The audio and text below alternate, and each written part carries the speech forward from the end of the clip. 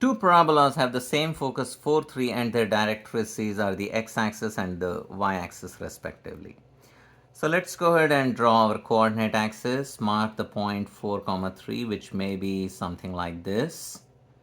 And we have two parabolas. One is a vertical parabola whose directrix is the x-axis, so which might go something like this. And then there's another parabola whose directrix is the y-axis, meaning this is a horizontal parabola, and that parabola might go something like this.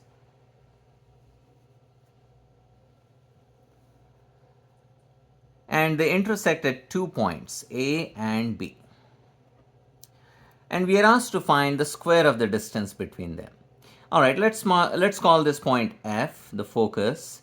And from the definition of a parabola, we know that this distance should be same as this distance. Now, if I see this point as a point on the horizontal parabola, these two distances must be same. Now, A is also a point on the vertical parabola, which means the distance to focus should be the same as the distance from its directrix. So, these three lengths are the same, which means the coordinates of A must be same. So, instead of saying x1, y1, I can just say x1 and x1. Now, by the same logic, the coordinates of B I can write as x2 and x2.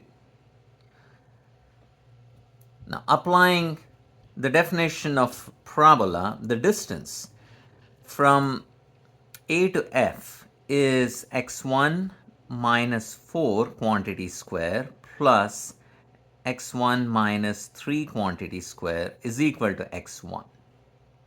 Now, we can replace x1 by x, and when I do that, I simplify this, I get x square because I have x square plus x square, but there will be, this should be x square. There will be another x square on the right side, and then I have minus 8x minus 6x makes it minus 14x plus 16 plus 9 makes it 25 equal to 0. So I get a quadratic, and the two roots x1 and x2 are the points of intersection. What I know is x1 plus x2 is going to be 14 and x1, x2 is going to be 25.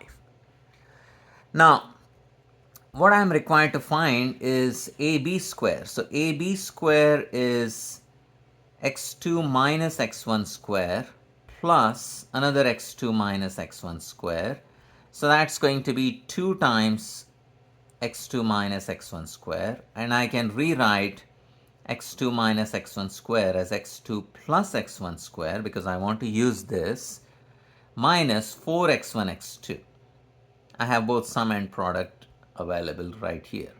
So that's going to be 14 square minus 4 times 25 is 100. 14 square is 196 minus 100 is 96.